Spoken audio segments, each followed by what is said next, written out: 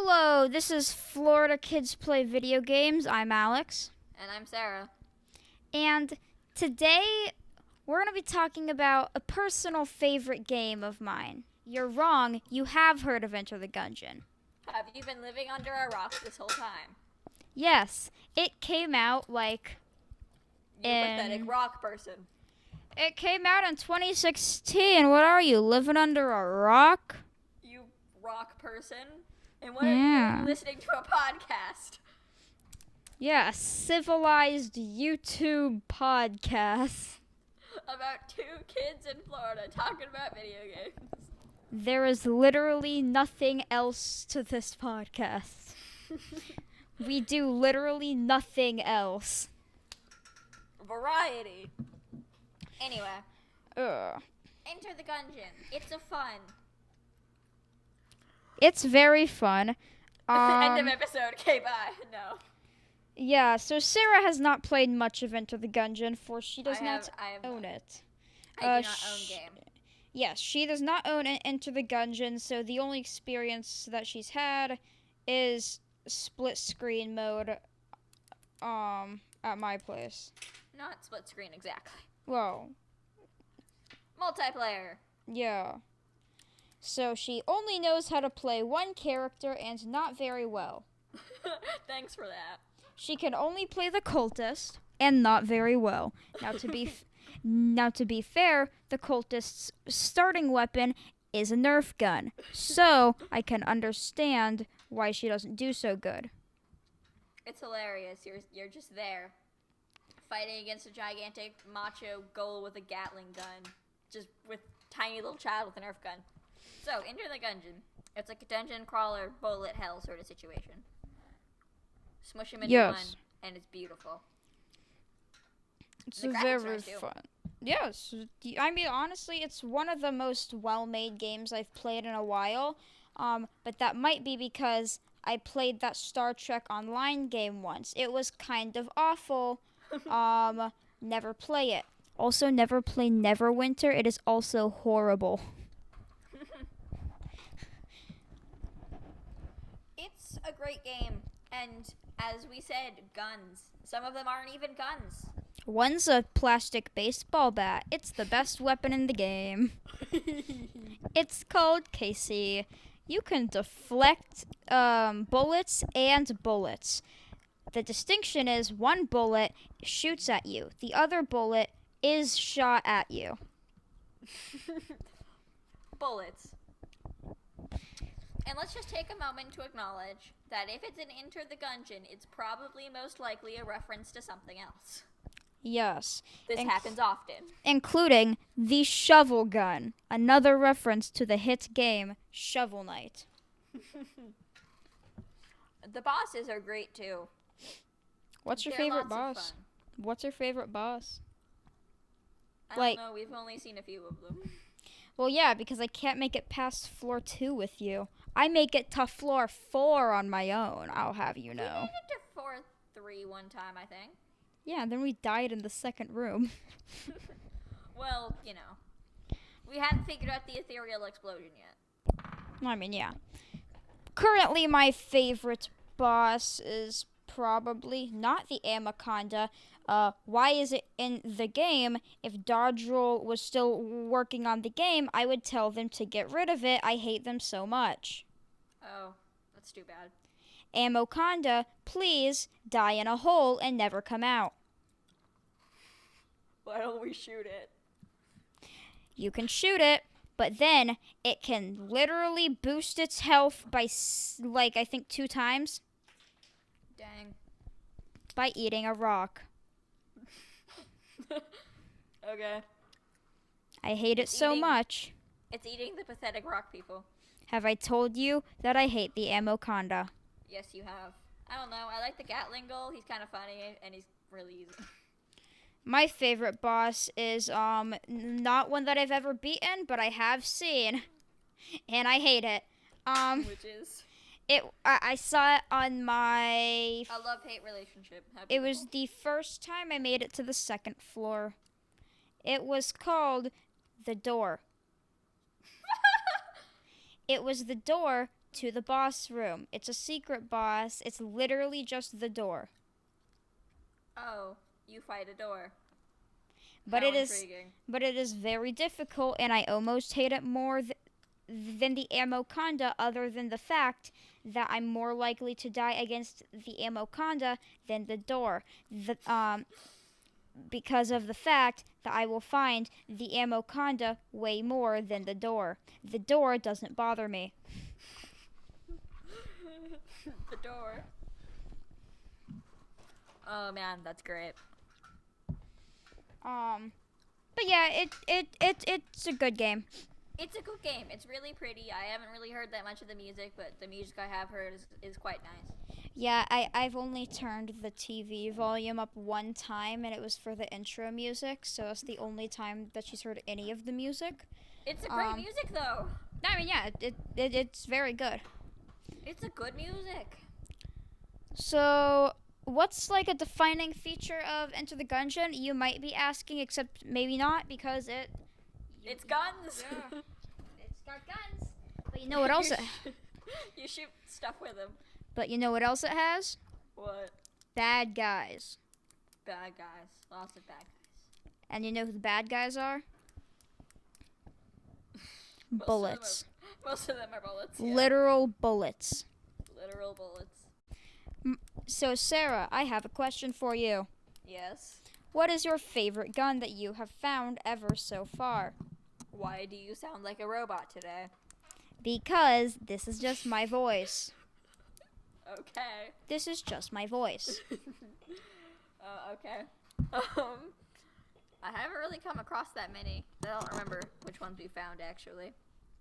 Oh. Well, my favorite gun is not a gun. It is Casey. It is a baseball bat made of plastic that deflects bullets. And of course, we cannot forget about the blank mechanic, in which you can use a blank to clear all bullets on the screen. That's fun. Yes, it makes no sense, and I love it. And when you're playing in co-op mode, when one of you dies, you come about.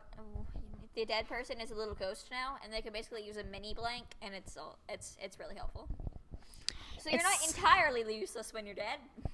Yeah, I mean, also you can waste a key on a little like white chest that will sometimes spawn, and it has your friend in it.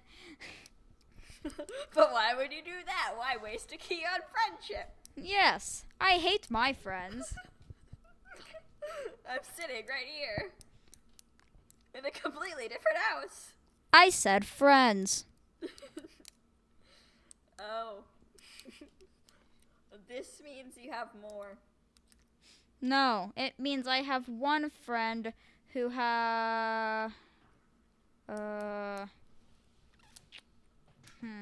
trying to think of a way to get out of this.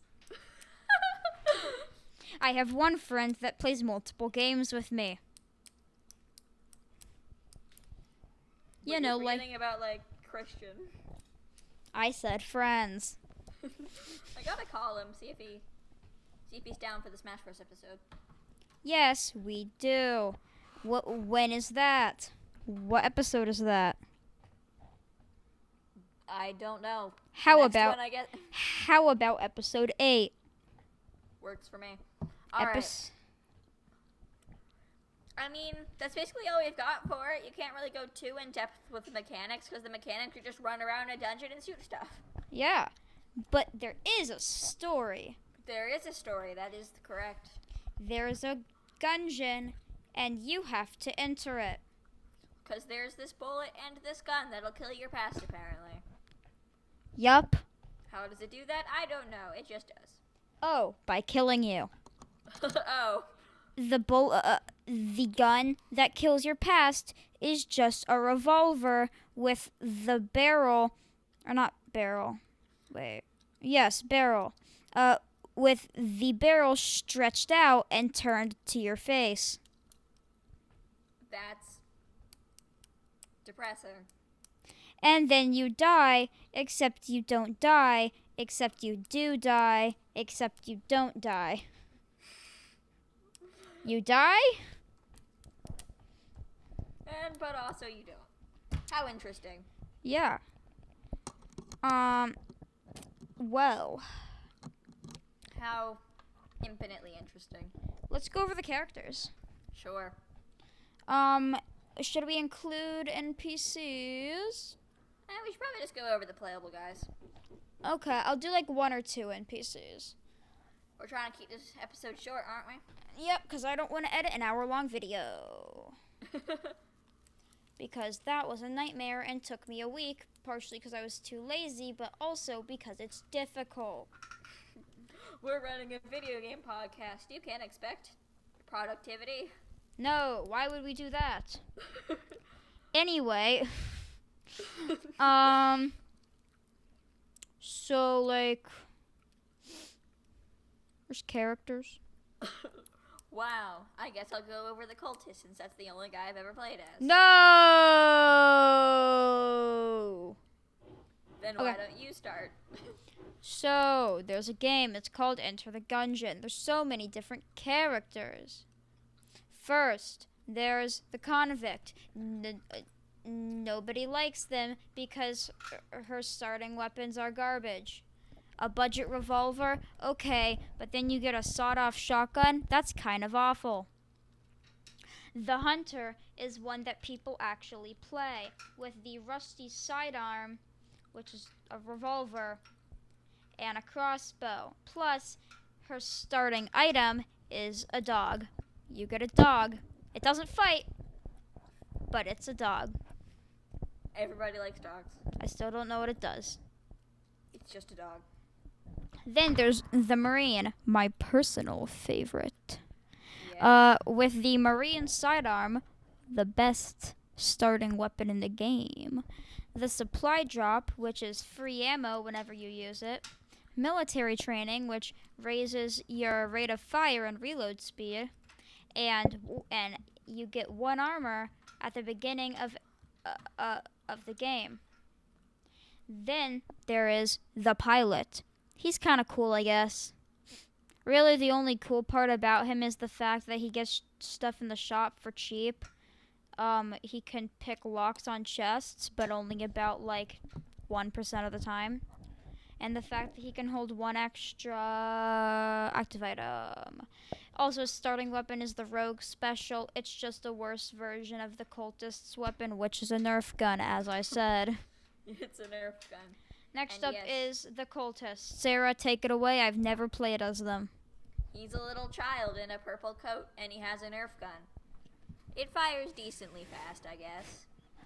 And he's got something called the Friendship Cookie, which if one of you dies, you can use the Friendship Cookie so that they're not dead anymore. This only works once. The other thing is some item that I don't remember what it's called that makes you a little bit more powerful if you're the only one alive. It's called number 2. Yes. I think that it's just saying that you're worse than me. Haha, Sarah, I'm better at video games. This is probably true. Next up is an unlockable character called the Bullet. Yes, you heard me right. You can play as a bad guy. It is a bullet. Except, oh my gosh, this bullet is a good guy. Anyway, the starting weapon is blasphemy. Wait, did I hear that right? Blasphemy. That's just a slightly worse Casey. Oh my gosh, I get Casey except slightly worse, but I get it at the beginning of the game. Isn't it also a sword? Yeah, but also it deflects bullets. Then there's live ammo. What that does is it makes your you do extra contact damage when you roll into an enemy, and you don't take contact damage. Then there is the robot with the weapon, robot's right hand. Yes, it is just the robot's right hand. It is a gun. Its starting items are coolant leak, which I don't know what it does, and frankly, I don't care. I also looked up what the dog does. The next item is the battery bullets. They're battery bullets. Sarah, what does the dog do? The dog has a 5% chance to dig up a pickup upon completing a room and can identify chest mimics by barking at them. That is okay, I guess. You can pet it, but I don't know if it does anything. Next up is the paradox. The paradox is a paradox. His starting weapons are a random starter weapon and a random non-starter weapon. So, theoretically, you could start with the Marine sidearm and Casey. Yes, you heard that right, Casey. Its item is a random passive item. That's right, you could get, I don't know, a dog. Get a dog. Next up is the Gunslinger, overall best character in the game for rainbow runs. I will tell you why in a couple seconds. His starting weapon is the Slinger. Yes, it's a revolver. He is a gunslinger. His passive item is Lich's Eye Bullets. All it does is makes it so that whenever you pick up an item, you get every single synergy for it. Dang. Which is very good in rainbow runs because you essentially just get a really good weapon at the beginning of every floor, and then you get all the synergies for it and make it even better. Nice. So that's all the characters. Dope. So that's Enter the Gungeon, guys. Sarah, what would be your score for it on a scale of 5 out of 1? 1 is the worst, 5 is the best. 5. Maybe on a bad day, like 4 3/4. I'm gonna say it's a 5.5. Anyway, let's go. It's a fun game.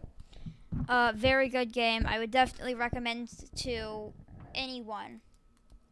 So what's up next? I guess news, right? News will do. All right. Sarah, do you have any news? No, you don't. All right, cool.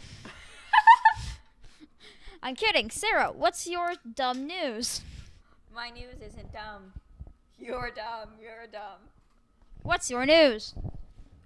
Of course, I'm going to talk about the 35th anniversary of Mario and all the stuff that's happening for that.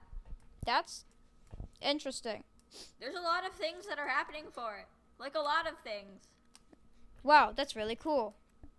Like, you're a jerk. It's got stuff like Super Mario 35, a 35-player version of the original Super Mario. It looks interesting. The 3D All-Stars thing, that looks really cool. It's just 3 of the 3D Mario games. I'm totally getting it for my birthday, because I totally want that. Epic. And of course, there are those actual Mario Kart toys, which look actually really cool. Cool. I think it looks awesome. I don't know if you have an opinion, and I'm not going to ask you. What's your news? Anyway, my more important news is Destiny 2 Beyond Light, baby! He likes Destiny. A lot. The only sad part is nothing. I couldn't care less about Io, Mars, Venus, and Titan going away. By the way, with the announcement of Beyond Light, a brand new exotic has come out, the Sidearm Traveler's Chosen. You heard that right, Destiny fans. They turned your first weapon into an exotic. Wow, I sure wish I didn't get rid of that weapon now. I have no context for any of this. Anyway, Destiny 2 Beyond Light will have new subclasses for every class. With the new stasis stuff. Essentially, darkness, yeah. Essentially, the Drifter's gonna be important. Oh no, I didn't like him. It's too bad. Anyway, my next piece of news is way less important, but also way more important. Anyway, my next piece of news is the fact that, Legend of Zelda Hyrule Warriors Age of Calamity. I didn't play the first one. I might actually pick up this new one, though. Looks kind of interesting. I feel like this episode has been too short now.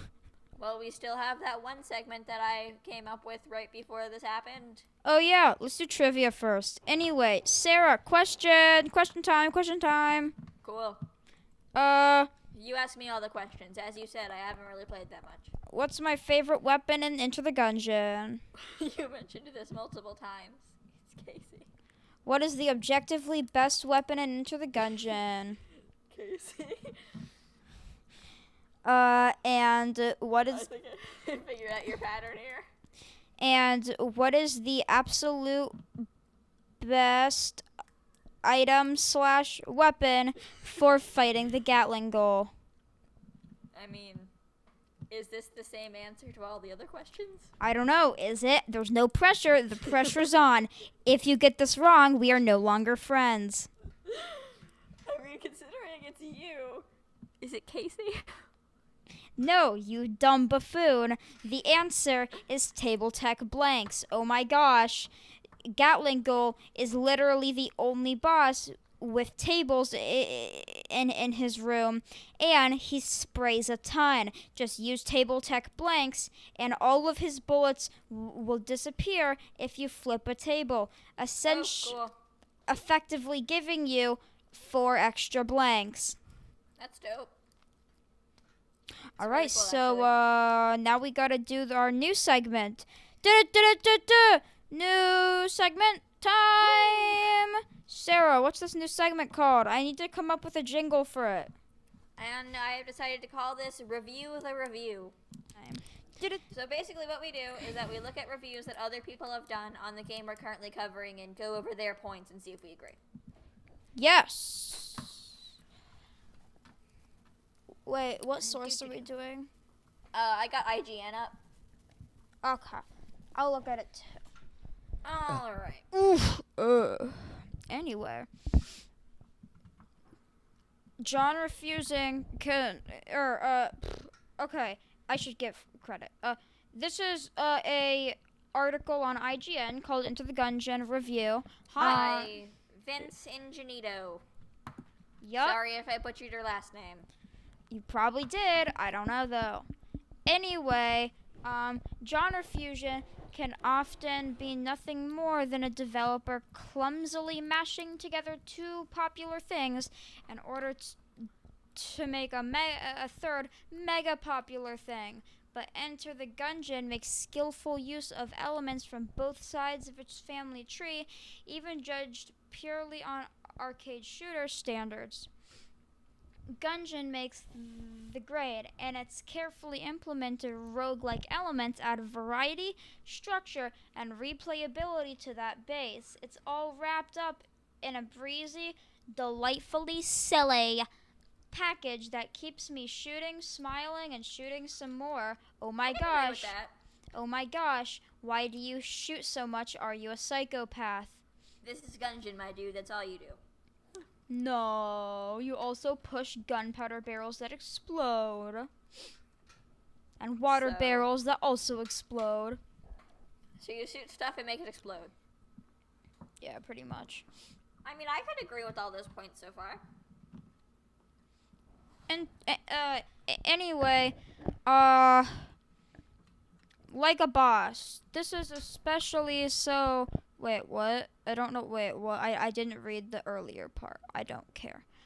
Anyway, the slew of memorable bosses who will truly test your mettle by filling the screen with nonsense and plunging you into a true bullet hell.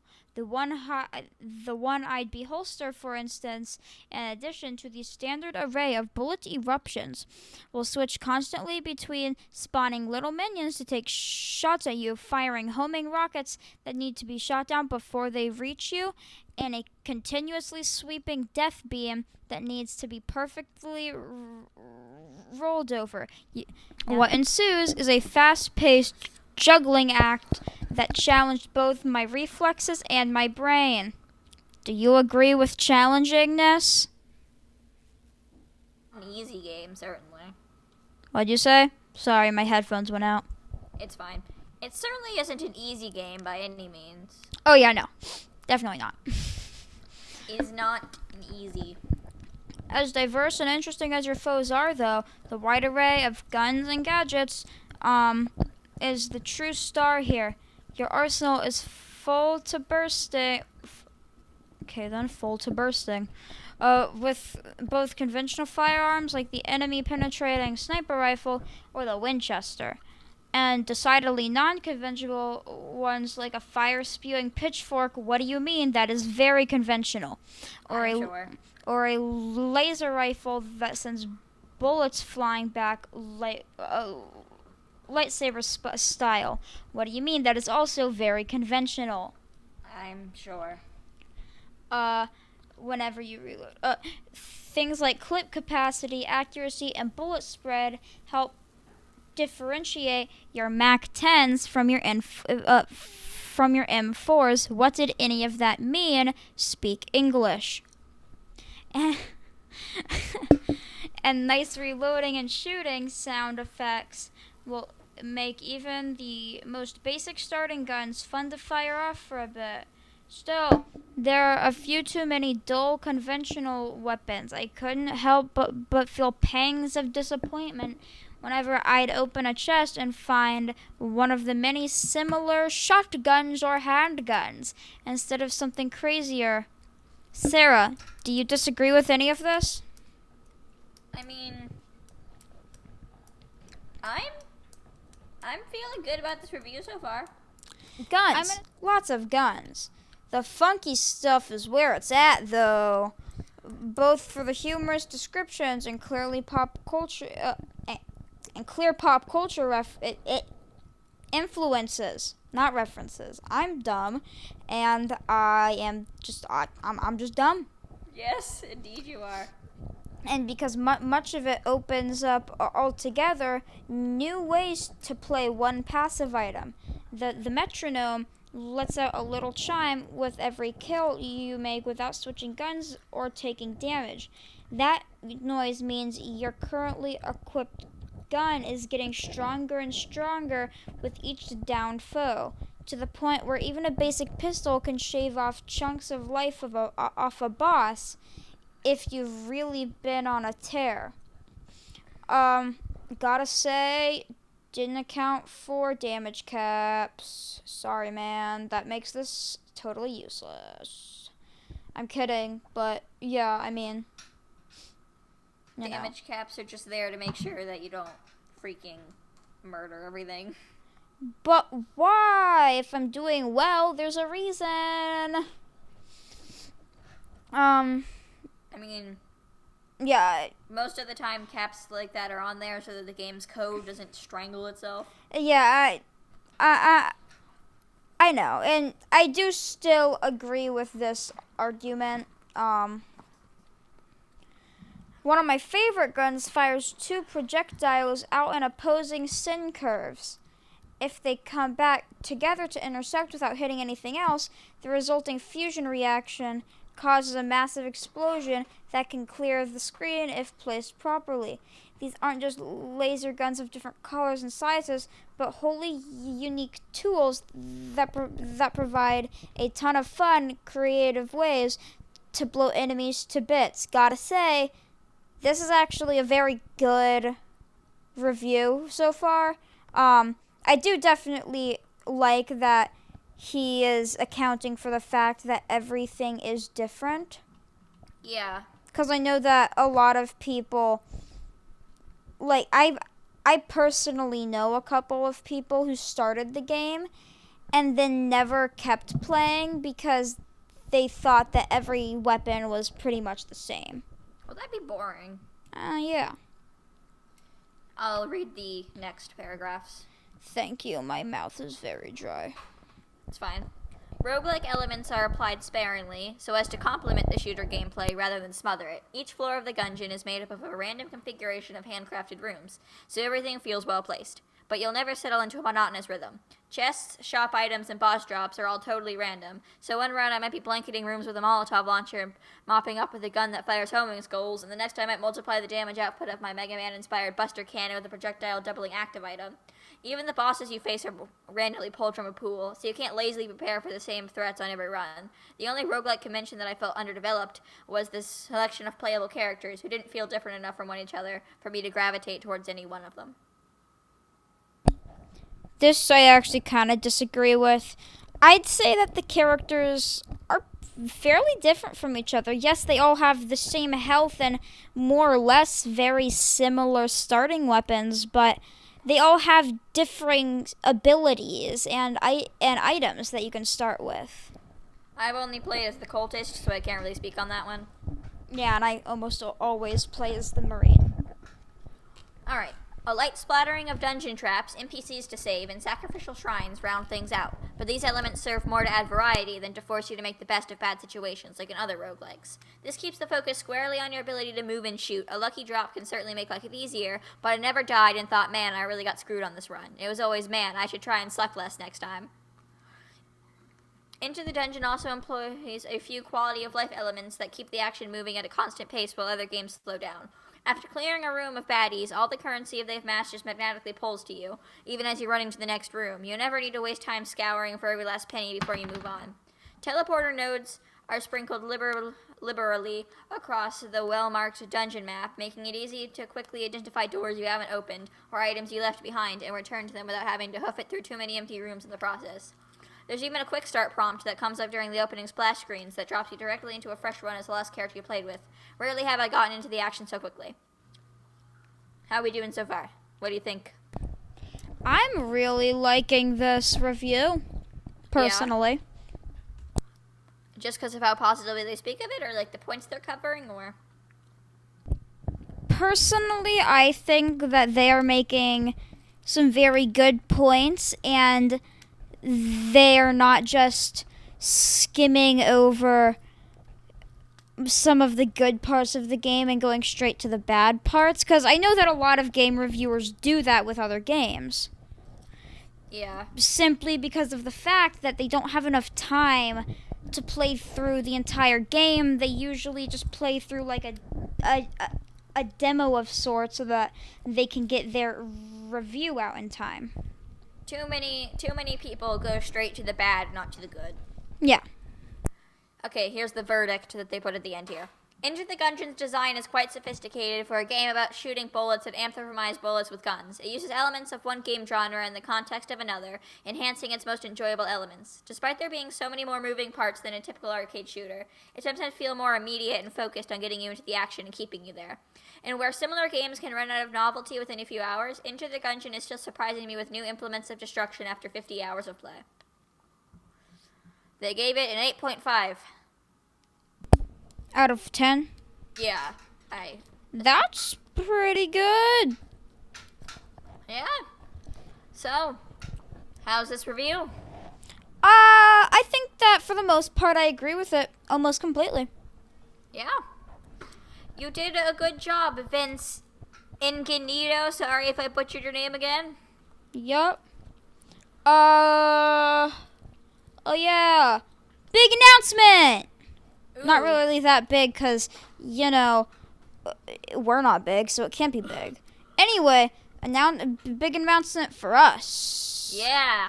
Anyway, so sometimes, you know, one of us can't record, or one of us doesn't feel like recording, or I don't feel like editing something super long. Mm-hmm. And in these situations, I will generally be recording some little, like 10-minute long mini episodes. Yeah, that's less about reviewing a game and more about reviewing a specific part of a game with and showing gameplay of that game. More in depth on certain parts, but not all the way. Yes. So, like for an example, one that I actually already have planned is a review of the weapon Outbreak Perfected, and the history of the weapon Outbreak Perfected in Destiny 2 and Destiny 1. Ooh, I just came up with some ideas for my own little mini-sodes. Okay. What if I made mini-sodes and just a whole bunch of them in analyzing and reviewing each individual case in the Ace Attorney games? Alright.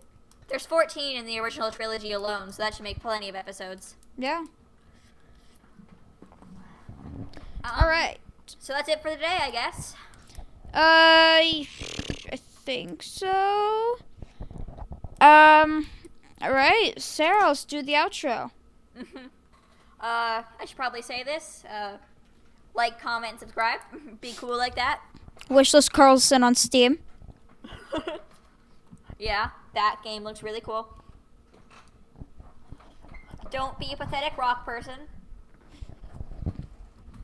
Casey's the best. Goodbye.